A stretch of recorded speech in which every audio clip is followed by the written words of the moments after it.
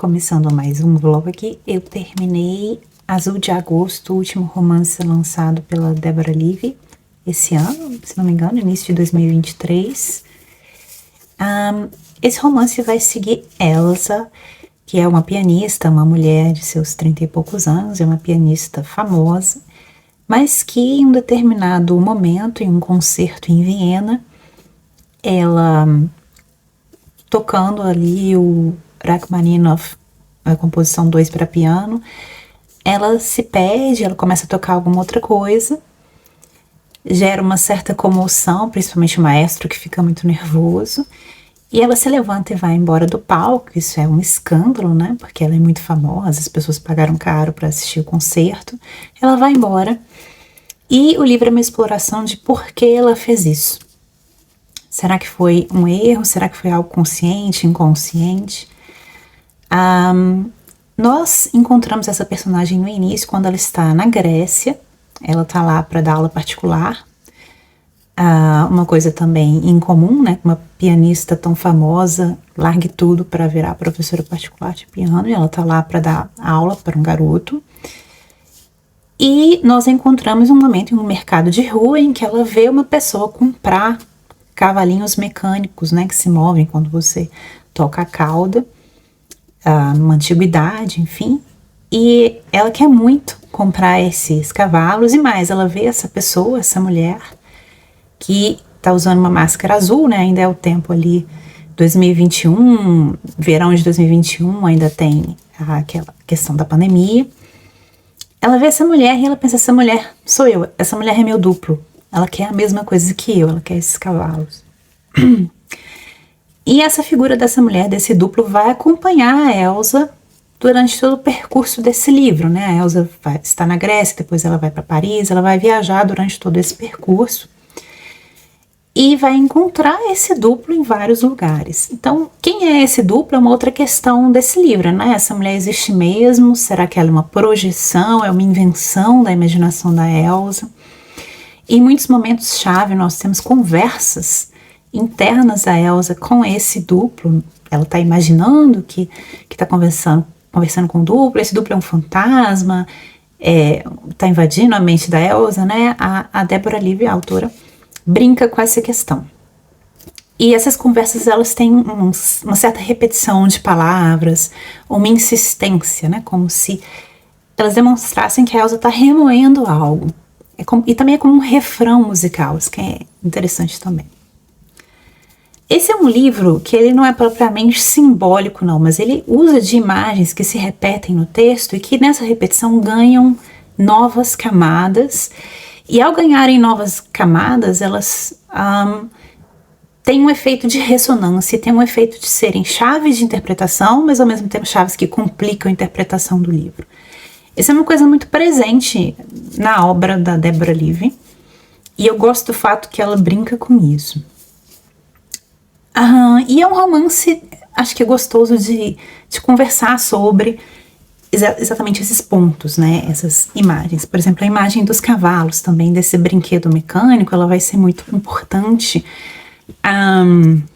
ali na metade do livro, porque tem uma imagem muito bonita de cavalos atravessando um campo de girassóis, transportando um piano na infância da personagem. Isso vai ter uma ressonância interessante, né? A gente vai descobrir uma coisa sobre essa personagem, talvez sobre o motivo pelo qual ela decidiu dar essa guinada na vida.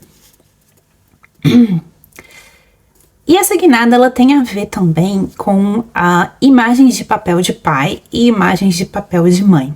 Porque a menina Elsa, quando criança, ela tinha um outro nome. Ela foi abandonada pela mãe jovem e foi adotada por um famoso musicista, que foi a pessoa que ensinou tudo que ela sabe de piano. Então, ele construiu quem a Elsa é. E esse movimento que ela faz é de se distanciar do que esse cara fez com ela e tentar se aproximar, talvez, do que a mãe era, ou do passado, de alguma coisa que ela não sabe sobre o seu passado, mas ao mesmo tempo não quer saber. E tem esse movimento, enfim. Só que essa é a parte do livro, quando a Deborah Livy vai tentar explicar esse mistério, que eu acho que o livro perde um pouco a graça, perde um pouco a força, porque eu acho que aqui a Débora Livre, especialmente na última frase do livro, que eu não vou dizer o que é, ela dá uma explicação, e aí eu acho que ela erra a mão, eu acho que ela não confia tanto no leitor, e aí dá uma explicação muito explícita, né, coloca no cara, olha, é isso que eu quis dizer, tá, beleza, tô fechando aqui, deixando a coisa redondinha. E eu acho que o livro não precisava ser redondinho, né? Podia deixar umas pontas soltas, e eu acho que perdeu a força. E eu tô vendo esse movimento na obra ficcional da Débora Livre, tá? O livro que eu mais gosto dela é esse aqui, Leite Quente. Não sei se foi lançado em português. É 2016 ou 2015, enfim, 2016. Que tem elementos que se repetem no Azul de Agosto, tá? Personagens que viajam, relação pai, relação de uma menina com o pai, relação de uma menina com a mãe, imagens do mar, de personagens nadando, isso tendo uma função no texto, enfim. Cavalos, escorpiões, enfim, elementos que se repetem aqui. Mas esse livro aqui, eu acho que ele consegue ser uma história fechada, mas ao mesmo tempo deixar uma abertura. E também tem esses elementos que ganham ressonância, né? Que ganham novas camadas interpretativas e se repetem no texto. Então eu acho esse livro aqui um livraço. Depois desse, em termos ficcionais, tá? Porque ela também lançou não ficção, enfim, a trilogia autobiográfica. Eu não tô falando da trilogia. Aí depois ela lançou esse aqui, né? O Homem que Viu Tudo. Não sei se é 2019 esse livro. 2019. Esse foi lançado no Brasil, eu acho. Talvez pela Todavia, não sei. Vou colocar a capa aqui. Esse livro aqui, eu acho que também tem essa questão da ressonância, da repetição, enfim. Eu até gostei do início, achei bastante intrigante, mas eu acho que ela errou a mão no final ali, ou no terço final do livro. Também essa questão de explicar demais, de querer fazer algo muito cerebral. Aí eu acho que ela erra a mão, realmente. E esse aqui eu achei ainda mais fraco do que o outro. Mas como eu disse, interessante de discutir.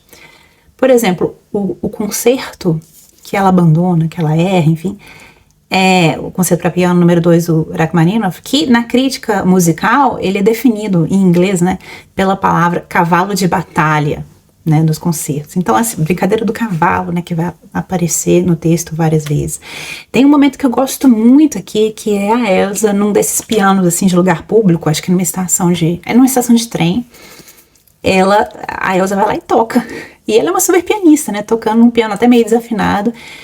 E tem uma pessoa assistindo, uma mulher que estava ali para pegar o trem, rapidinho, tá com pressa, assistiu. E aí ficou tão tocada com aquele momento, né, com aquela música, que ela dá um ramo de girassóis para pianista. E a Elsa gosta de ter pensado que era apenas uma anônima, criando um momento de beleza ali, compartilhando um momento de beleza que a arte pode proporcionar para aquelas pessoas que estão ali no dia a dia, na correria, indo ou voltando do trabalho, enfim. E ela acha tocante esse ramo de girassóis, que tem, né, uma ressonância na história. Falei desse campo de girassóis, enfim. E aí é o momento em que a Elsa vai falar sobre esse papel da arte, né, de unir as pessoas em algo incomunicável e tocante, e tirar você daquele momento cotidiano, comezinho, e levar para um outro plano que te faz interpretar a sua vida de uma forma diferente, enfim, que traz uma riqueza, né, e como isso é vulnerável, e como isso é algo muito pontual no tempo, e algo assim, quase como uma graça, né, uma graça recebida, enfim, papel da arte. Eu acho esse momento bonito do livro. Mas é isso, eu vou continuar lendo tudo da Débora, porque eu acho que ela tem momentos muito interessantes no livro. Eu acho que o que ela quer fazer é muito interessante. Eu só acho que a execução no tempo, né, pelo que eu tô vendo nos romances, ela tá pensando demais, ou ela tá querendo fazer uma coisa muito complexa que ela consegue fazer, mas ao mesmo tempo explicar isso, destrinchar isso pro leitor. Aí eu acho que são duas vontades contraditórias, né, e que tiram talvez a riqueza da proposta inicial do livro. É isso. Azul de Agosto, da autora. O título é legal, né? Eu falei das máscaras azuis aí da pandemia.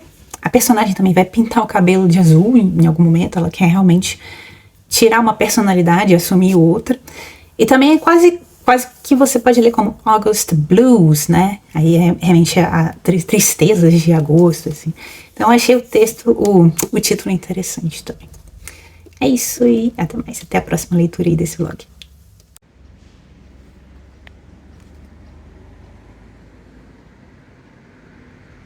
Esse é um novo livro que ela ganhou da lagarta, né? Esfomeada, com muita fome.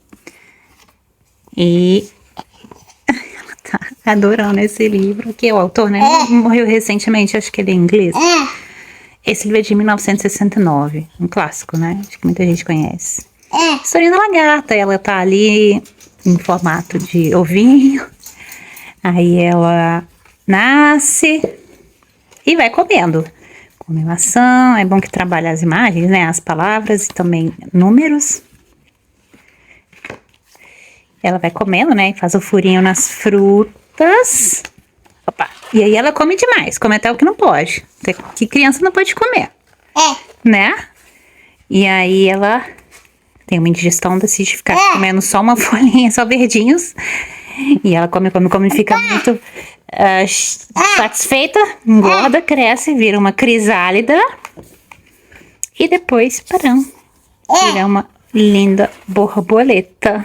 Esse livro é lindo, né? E olha como ela adora. Agora eu vou ler pra ela.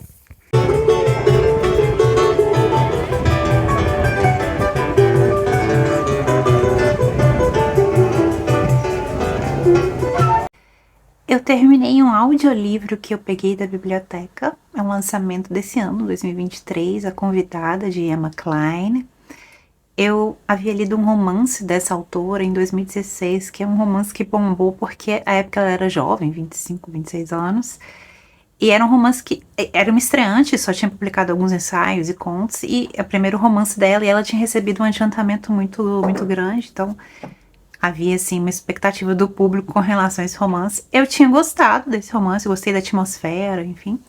Então, fiquei curiosa com esse segundo romance que ela lançou agora, A Convidada. Consegui como audiolivro na biblioteca. E se trata de uma garota, de uma história que vai seguir uma garota de 22 anos que trabalha como acompanhante de luxo de homens mais velhos, ricos. Ela é uma personagem bastante antipática, bastante desagradável. A gente acompanha, é uma narração em terceira pessoa, mas a gente acompanha pela perspectiva dela. E ela roubou dinheiro de um homem que talvez seja uma espécie de cafetão. Ela tem também usa drogas, enfim. A situação dela tá bastante complicada. Ela meio que foi expulsa do apartamento que ela morava, e aí ela foi morar com um cara mais velho, enfim. Ela acha que esse cara não sabe que ela é uma acompanhante e acha que eles têm realmente uma relação que ela considera que vai ser uma relação que vai durar. Ela vai morar com ele e tal. Ele é um cara mais rico. E ela tá fugindo do cafetão que tá atrás dela, né, pra conseguir esse dinheiro, enfim.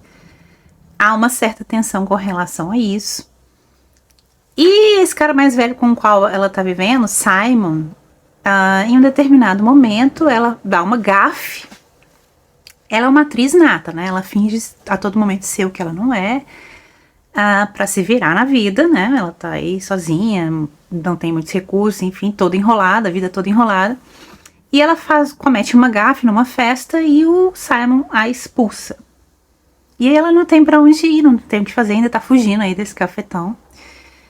E nós vamos seguir a vida dessa Alex por uma semana, que é o período aí na cabeça dela, né, que ela se colocou pra voltar com o Simon, porque daqui a uma semana o Simon vai dar uma festa na casa dele, e a Alex acha que se ela aparecer nessa festa, enfim, vai acontecer aí um grande retorno do relacionamento, enfim, ela tá com todas essas ideias na cabeça. Então nós seguimos essa personagem que não tem nada, que vai se enrolando, que vai se virando pra sobreviver de um dia a outro, sem dinheiro, sem nada. E também dentro dessa perspectiva de completo auto-engano, né? E o que eu achei interessante desse livro é que a autora combina essa falta de percepção pessoal da personagem, né? Ela não consegue ver, como nós leitores conseguimos, que ela tá se enganando ali, que as coisas não são muito bem como ela imagina. Então, essa falta de visão dela sobre si mesma, e ao mesmo tempo a capacidade que ela tem de ver o outro, né? De meio que fazer o personagem que o outro espera dela. Ela é aquela atriz brilhante que consegue ver em uma situação qualquer uma oportunidade e ela consegue se fazer encaixar naquela situação para sobreviver. Então ela vai encontrar uma série de personagens aí da alta roda estadunidense da costa leste, vai tentar se encaixar de diversas maneiras na vida dessas pessoas até o momento dessa festa. O título do livro é interessante, a convidada, porque na verdade ela não é convidada, né? Ela é a persona não grata de todos os ambientes que ela vai frequentar. Ela vai fingir ser uma pessoa que se encaixa. E em um determinado momento ela vai acreditar na máscara que ela colocou. Então ela não vai saber muito bem distinguir entre a máscara e o rosto real. Isso é interessante também. O que eu achei legal da autora é que, ao mesmo tempo em que ela faz uma narração sem julgamento algum de todos esses personagens, são personagens todos, ninguém se salva ali, são todos execráveis, imorais, nem a protagonista se salva.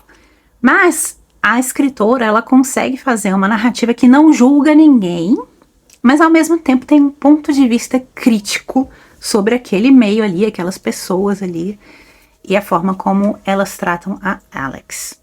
Então eu achei interessante. Outra coisa é que é um livro rápido de ler, fino, e tem uma atmosfera envolvente, muitas coisas acontecem, então você quer ler de uma vez. Esse tipo de livro que você quer ler de uma vez. Foi assim comigo mesmo. Em um dia eu terminei esse audiobook aí, audiolivro, que eu queria saber o que ia acontecer. E o final é um tanto quanto aberto.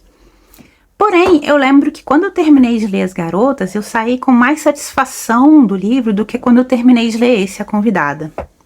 Então eu não sei se eu reler As Garotas hoje, se eu vou ter a mesma reação, mas enfim, eu lembro de ter gostado mais. Embora A Convidada seja um texto mais enxuto, mais seco, mais cru, mais cruel também, né? Então dá pra ver essa movimentação da escrita da autora nesse sentido. Mas achei interessante, uma autora interessante para se conhecer. Ela tem ainda um livro de contos, que acho que foi lançado em 2020, 2021, enfim, bem recente.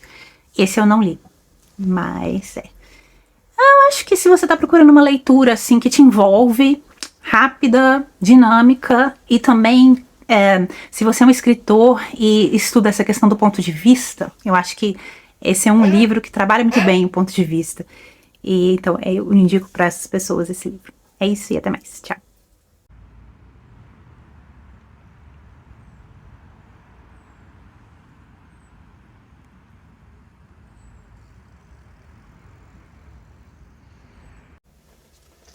Maldita Alejandra, uma metamorfose com Alejandra Pizarnik, da Anne Mitchell, é um diário ilustrado de um processo de sofrimento mental sofrido pela Ana, em que ela passou por agorafobia, ansiedade, depressão, síndrome do pânico.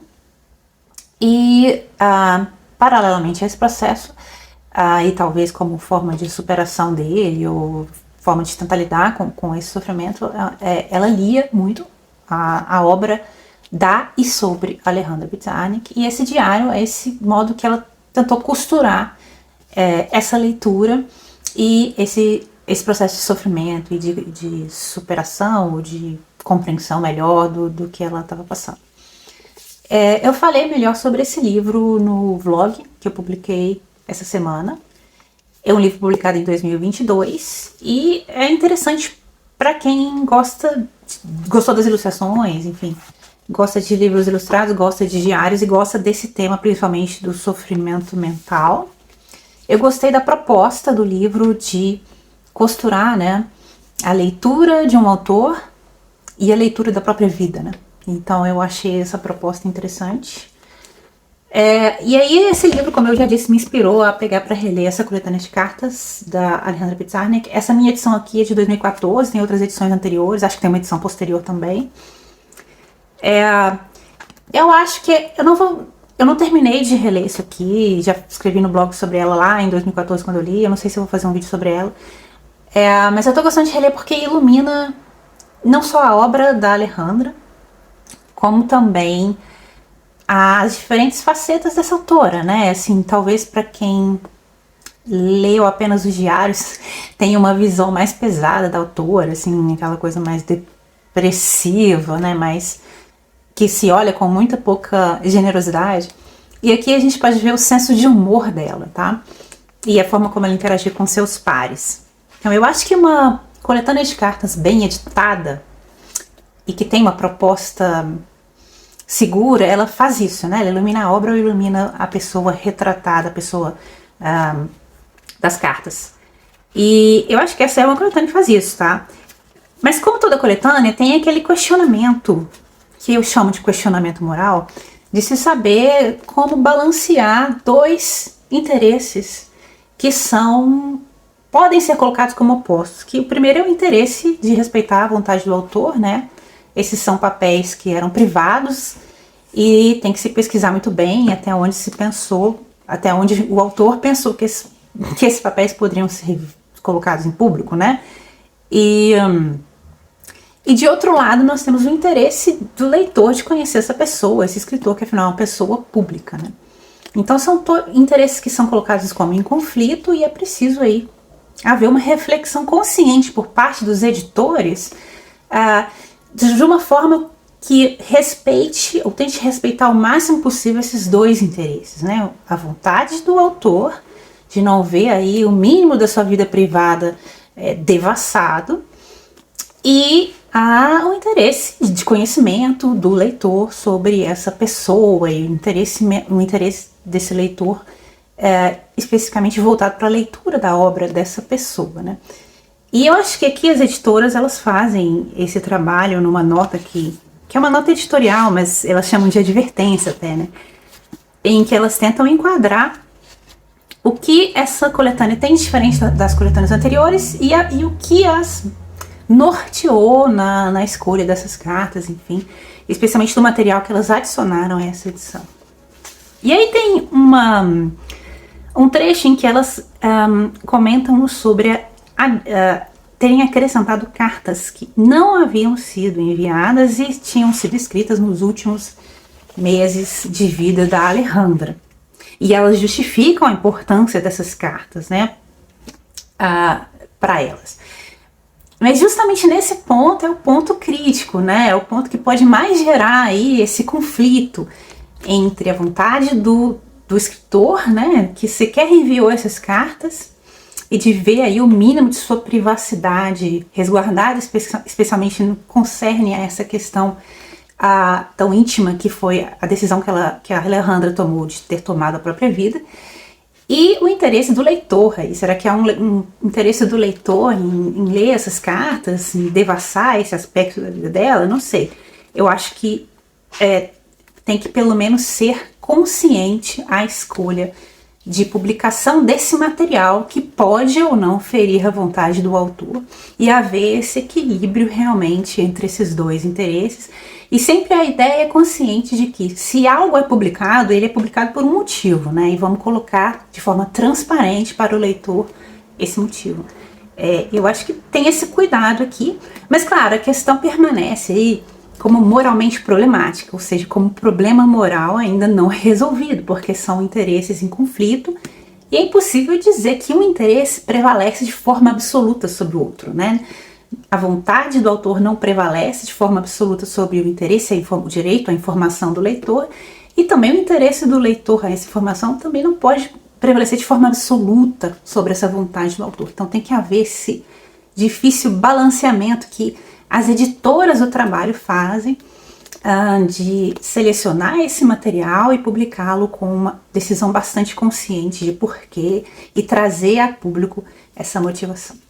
Já falei demais aqui, mas sobre esse conflito, né, entre vontade do escritor e interesse do leitor, que é algo que eu comecei a pensar quando eu falei sobre as cartas da Catherine lá no vlog do canal, enfim, que eu fiz essa leitura da coletânea de cartas do volume 1 ao volume 5, e eu comecei a pensar bastante nisso, porque a Catherine expressamente pediu ao marido que destruísse o material que mostrasse o processo dela, né, que publicasse apenas assim o mínimo, e ela não queria ver exposto esse processo privado, e o marido, ele preservou tudo, né. E de um lado essa decisão, ela contraria abertamente a última vontade da escritora, mas de outro lado foi uma decisão que ajudou a preservar a obra da Catherine para nós leitores. E há que se argumentar até que a decisão que ele tomou de sempre publicar algo, pelo motivo que seja, tá? O motivo pode ser dinheiro, e foi mesmo. Ele publicou para ganhar dinheiro, ele publicou talvez por uma certa crise de consciência, ele publicou por um senso de editorial, de ver que algum material ali era realmente valioso, ele publicou por vários motivos. Os motivos que sejam pelos quais ele publicou, e até mesmo os menos morais, assim, isso não importa, ele publicou. E muitas dessas publicações feriram a vontade da escritora, mas ajudaram a manter o nome dela em voga, né? Para que a obra dela permanecesse sempre no mercado e permanecesse sendo criticada, que é importante para que uma escritora não seja esquecida. Assim, as pessoas às vezes pensam que basta a escritora ser um gênio para não ser esquecida, mas na verdade não, é esse aspecto comezinho de se inserir no mercado e se manter nele, fazer esses contatos, que às vezes mantém uma escritora para que ela não seja esquecida, e isso o marido dela, da Catherine, fez. Então tá, ao ler essas cartas eu pensei nessa questão moral, porque a vontade dela, a princípio, expressamente foi contrariada, né? Principalmente quando ele publicou trechos dos cadernos, chamando de diário, e a gente talvez não é bem diário que ela tinha, mas enfim. E preservou cartas, publicou trechos de cartas e materiais, rascunhos, né? Materiais que ela não tinha terminado de escrever e tal, publicou tudo. E aí eu comecei a pensar sobre isso, porque naquele vlog eu falei assim, eu falei essa questão dele ter publicado tudo, especialmente por motivos financeiros dele, e eu falei, mas pra gente é ótimo, né? E depois eu fiquei pensando sobre essa minha frase, que eu achei um tanto leviana, né? Porque de fato, se tomado o interesse do leitor a informação de forma isolada, pra gente é ótimo, mas esse interesse não pode ser tomado de forma isolada, né? É preciso também considerar a vontade do autor, e essa publicação tem que ter então realmente um pensamento por trás, uma decisão consciente, principalmente uma transparência dos motivos pelos quais essas cartas, esses diários, esses papéis privados estão sendo publicados. E essa questão ficou comigo, e agora eu tô lendo todas as coletâneas de carta que eu pego, eu penso nessa questão desse equilíbrio, né, e desse conflito que há entre esses dois interesses, conflito esse que leva é que essa decisão de publicação seja sempre moralmente problemática, seja sempre um problema moral impossível de solucionar de forma absoluta, mas um problema moral que tem que ser considerado com transparência, né? Você tem que mostrar, olha, tem essa questão e eu tô fazendo essa decisão consciente por causa disso. Deixar isso transparente pro leitor, principalmente pro leitor leigo, né? Como eu, em 2014, quando peguei essa coletânea, peguei cartas da Pizarnik, vou ler. E hoje eu já pego pensando, quero saber quem selecionou essas cartas, qual material de qual partiu e por que foram selecionadas, né? E recentemente eu também peguei para reler as cartas da Jane Austen, né? Que eu tinha lido uma biografia da Austen no Junho Biográfico, também falei sobre isso em vlog. Também não terminei de ler essas cartas aqui, que é uma releitura também. E aqui eu sinto um problema oposto, que é o seguinte: muitas das cartas, a maior parte das cartas da Jane foram destruídas pela família, em respeito ao que eles consideraram como a preservação da imagem da Jane. E eu, como leitora, aí eu já sinto que aqui a gente perdeu completamente esse material, por causa dessa decisão da família, que tentou respeitar a vontade ou a imagem que eles queriam criar da Jane. E hoje nós perdemos esse material, não temos sequer acesso a ele, porque foi destruído, né? Não é nem questão de publicação de material destruído mesmo, que não está nem acessível para pesquisa. Então aqui eu vejo o problema de que o direito à informação do leitor, o interesse do leitor à informação, ele ficou em segundo plano e não tem como ser resguardado. Essa edição aqui publica o que sobrou, né? E aqui é uma edição uma edição fenomenal, com um trabalho de também curadoria e de edição, assim, completo. Achei interessante. Bom, é isso. Esse tema do conflito entre a vontade do escritor e o interesse de nós, leitores, de lermos materiais sobre e desse escritor, agora tá totalmente me dominando. Eu tô vendo esse conflito em várias questões. Por exemplo, eu tô relendo a obra completa da Henriqueta Lisboa, que é uma das minhas poetas do século XX brasileiras prediletas, uma poeta mineira, né? Os mineiros, eles arrebentam na poesia. Não sei o que Minas coloca na água, só sei que todos os poetas que saem de Minas são assim. fenomenais. E a Henriqueta é essa. Tô pegando o livro da Jane aqui por nada, só porque eu esqueci de pegar essa coletânea. É a obra completa da Henriqueta, e o volume 1 é a poesia completa. E a Henriqueta, ela renegou o primeiro livro de poesias, que foi o livro Fogo Fato, de 1925. Já em 1958, quando ela fez uma coletânea da lírica dela, ela já excluiu esse livro. E em 1985, na última coletânea de obras completas que houve, né, em vida, ela também excluiu esse livro e também fez várias modificações nos livros que ela tinha publicado mesmo dentro da coletânea de 58 de lírica. Ela acrescentou poemas e também fez algumas modificações. Então ela fez posteriormente alterações na sua obra e renegou um livro, né? É isso que nós temos da vontade dela, de como a obra dela ficaria para ser apresentada para a posteridade. E essa nova coletânea de obras completas, ela segue a vontade autoral, né? Segue as alterações que a Henriqueta Lisboa fez em 1985, na obra completa publicada então. Que é a decisão tradicional, editorial, é seguir a última vontade, claro, né? Expressada pela autora. Mas o que eu acho muito legal que eles fazem dessa obra completa é que eles fazem uma nota editorial bastante extensa, em que eles documentam todas as publicações da Henriqueta e as alterações feitas e justificam por que eles seguiram então a vontade autoral.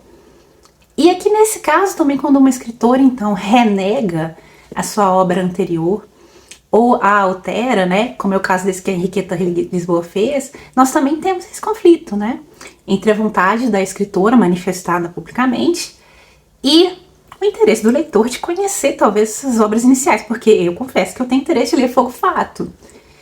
E como é uma obra que foi publicada efetivamente, ainda que há muito tempo, né, 1925, quase 100 anos atrás, é uma obra que a gente pode achar em bibliotecas, a gente pode achar, se você tem acesso a uma biblioteca de pesquisa, você consegue achar cópias, microfilme, e também talvez em sebo. Então, assim, a vontade do autor resiste, mas até um certo ponto, porque foi uma obra publicada, então é possível que o leitor rache essa obra.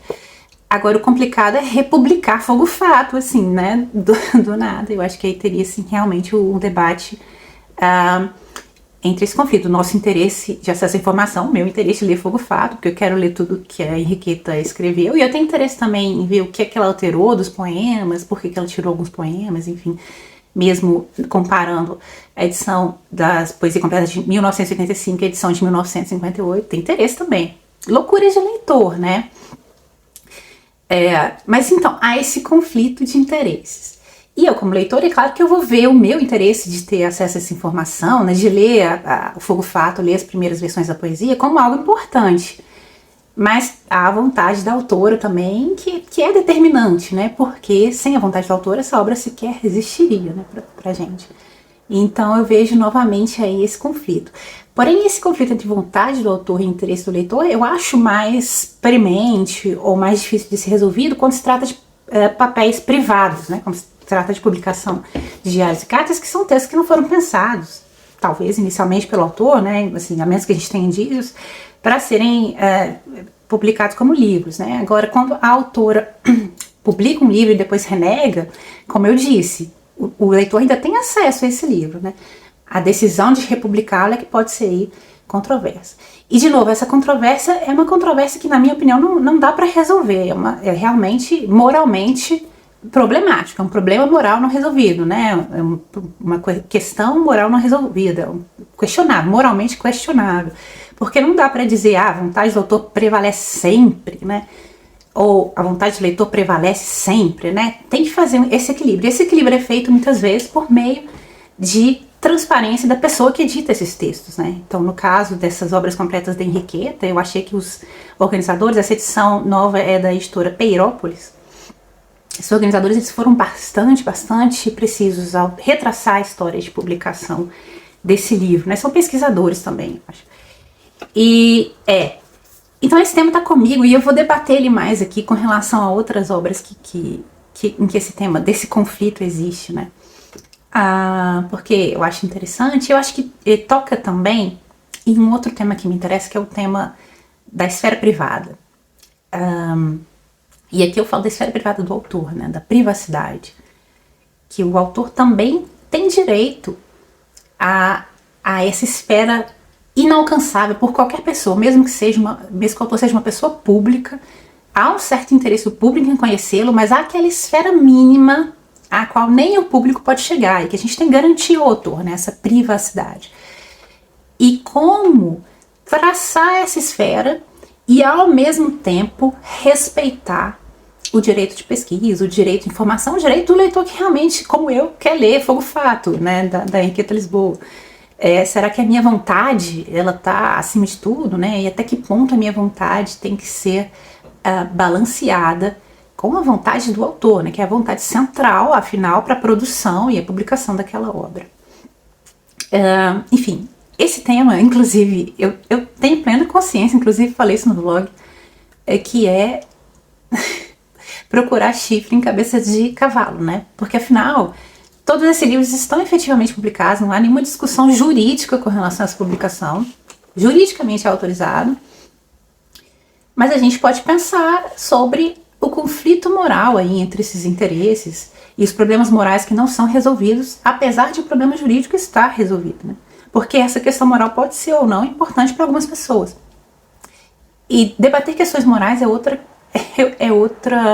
questão que hoje em dia é fora de moda, né? Você fala sobre a moralidade de alguma coisa, ou sobre o caráter moralmente problemático de algo, as pessoas já ficam assim, ai que saco, moralidade, não é? Pra quê? A questão já tá resolvida juridicamente, pra que discutir moralidade, né? Mas a moralidade, ela constitui a forma como a gente deseja viver, né? A forma como a gente considera que é correto, ou deveria ser correto viver, e como as nossas ações em diferentes contextos deveriam ser guiadas por quais princípios. Para mim, moral nesse sentido, assim, talvez amplo, ela é fundamental para o nosso sentido pessoal de quem somos, de como desejamos viver, e para o nosso sentido social, de como queremos que nossa sociedade e as outras pessoas se comportem para conosco, né? Então isso para mim são questões que, embora sejam picuinhas, são picuinhas fundamentais. E é por isso que essa questão tá tão premente na minha mente, assim. E também porque eu leio muito, né? Eu leio muito desse tipo de texto que tem realmente esse caráter bem claramente moralmente problemático, né? Problemático no sentido de problema não resolvido, né? De ter esse conflito entre interesses, conflito que não dá para resolver, assim, de forma universal e tal. Que são cartas e diários, realmente, papéis privados. E talvez seja possível resolver esse conflito analisando carta a carta, né, diário a diário, dizendo, olha, essa carta entra por causa de X, Y, Z, e aí o interesse X prevalece. Ou essa carta está fora por causa de Y, Z, e o interesse tal tem que ser descartado, o interesse X, Y, Z prevalece. Talvez carta a carta seja possível analisar a questão de qual interesse do autor ou do leitor prevalece, né? No caso de obras já publicadas, como no caso desse livro Fogo Fato da Henriqueta Lisboa, um pouco mais difícil, né? Porque nós temos claramente a vontade da autora renegando essa obra, né? E claramente a vontade da autora fazendo alterações nos textos posteriores da lírica, né? E publicando isso na obra completa, na obra poética completa, de forma diferente. Né? Mas é uma coisa a se pensar caso a caso, talvez, poema a poema, livro a livro. Porque há claramente um interesse de pesquisa e um interesse não apenas de pesquisadores, de leitores que gostam da Henriqueta e querem ter acesso a esse livro, enfim. Essa é uma discussão inicial que já durou bastante tempo aqui. E eu até ia continuar aqui com outros casos, mas eu vou parar e aí no próximo vídeo talvez eu continue com outros casos. É isso. E eu queria saber a opinião de vocês. Se vocês acham que isso é picuinha mesmo, questão jurídica já está resolvida, não tem que pensar isso. Ou se vocês também têm essas dúvidas em algumas publicações que vocês consomem, enfim. É isso. Tchau.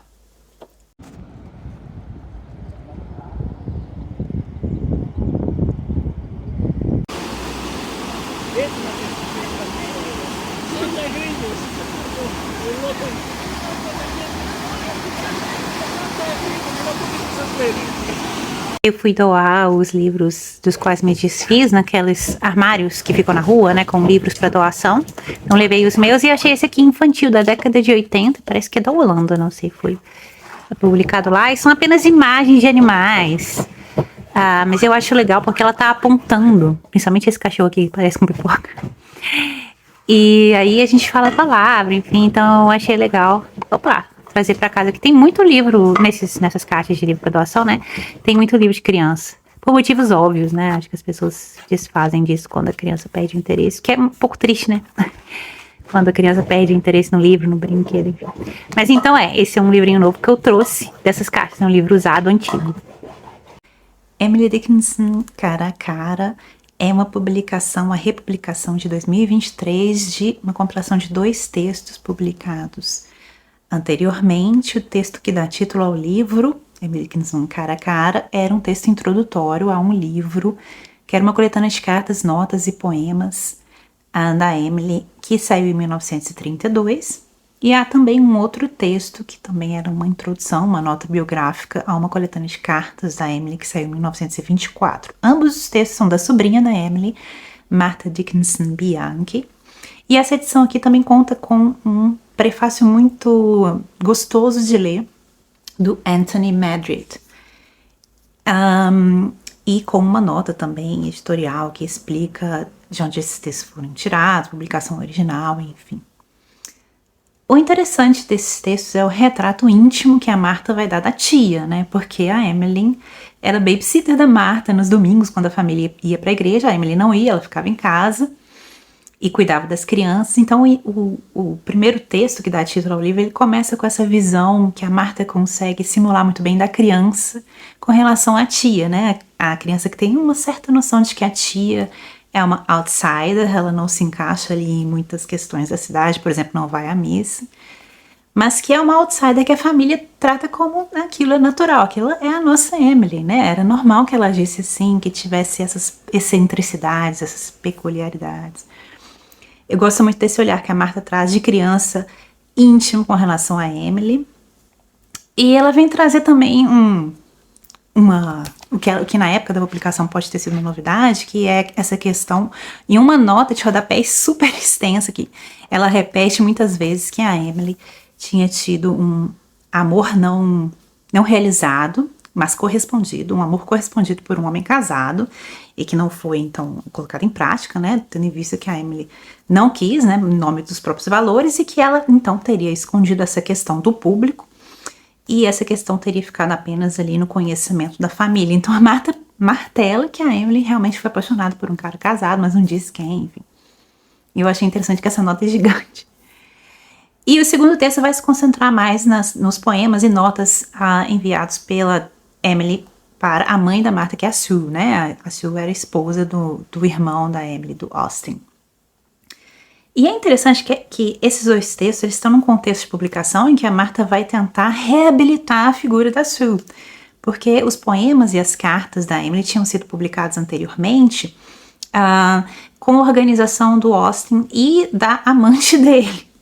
E houve aí um apagamento da figura da Sue, né? Houve um apagamento das notas, das cartas e dos poemas que a Emily escreveu para a Sue. Então, a Martha vem tentar reabilitar a presença da Sue na vida da Emily, especialmente como uma leitora dos poemas da Emily, a primeira leitora, e uma leitura a qual a Emily esperava, né, e dava valor. Então é esse o contexto de publicação que eu acho bastante interessante também desses papéis. É um livro bastante bonito, gostoso de ler, e eu gostei de saber que a Martha, que eu não sabia, ela é poeta e romancista, foi poeta e romancista, né? Então eu vou procurar esses livros aí que estão todos esgotados, mas vou achar em biblioteca, talvez. Então vou procurar mais textos da Martha. É isso. Acho que é um livro que quem estuda a Emily Dickinson pode achar interessante, e também o prefácio é gostoso de ler. Tem um certo senso de humor, né? Eu gosto quando um crítico traz um olhar bastante competente naquela pesquisa, mas ele tem uma leveza, um senso de humor com aquele material. E aí esse livro me levou num buraco negro aí de querer ler mais sobre Emily Dickinson, e eu peguei esse aqui, que é um romance, uma ficcionalização da biografia da Emily Dickinson, Casas de Papel, pela autora canadense Dominique Fortier. O livro original em francês foi publicado em 2018. Essa é uma tradução para o inglês, publicada em 2019. Não sei se a menina tá acordando. Que são vinhetas que vêm explorar de forma poética e ficcional momentos da vida da Emily, contados em terceira pessoa sob a perspectiva da Emily. A Emily da Dominique é uma mulher, uma menina excêntrica, uma mulher excêntrica que tem opiniões muito fortes e uma visão poética de elementos comezinhos da vida. E entremeados a essas vinhetas biográficas, a menina acordou, tem que ir, daqui a pouco eu volto. Voltando aqui, a menina tá aqui mamando. Entremeada a essas vinhetas sobre a vida da Emily, nós temos vinhetas sobre a vida da Dominique no momento que ela foi viver ali em Boston e na região, em que ela estava cuidando de uma filha pequena, enfim, bebê, e nós vemos esses olhares bem rápidos sobre essa vida. Alguns elementos desses relatos memorialísticos da Dominique têm uma ressonância aí nos momentos das vinhetas descritas da biografia da Emily, mas não necessariamente. É um texto assim bastante aberto. Eu acho que se você não gosta de escrita poética, talvez esse livro possa te incomodar, porque realmente a força dele é esse olhar poético e a linguagem usada sobre a vida da Emily. Mas se você curte, é um livro gostoso, achei bonito e rápido de ler, curtinho. Eu li para o setembro, solteirona em setembro, Spinster September, que é um evento ali mais do Instagram, de ler a figura das mulheres solteiras na literatura. E solteira não tem solteira maior, olha aqui, o pezinho, maior do que Emily Dickinson, né? Então eu li para esse evento. Também é um livro muito curto, com uma escrita em vinhetas ainda mais rápido de ler. Tem um outro evento que é o Shortest September, que é para ler livros aí curtos em setembro, de menos de 200 páginas. Esse livro entrou bastante, li no domingo, bem rápido. E esse aqui também entra no setembro dos livros curtos, né? E do Solteirona em setembro, setembro das solteironas, que é bastante curto e também vai tratar aí da Emily Dickinson. É isso, 2 leituras que eu gostei. Já tô encaminhando outras leituras sobre a Emily, dessa vez não ficcionais.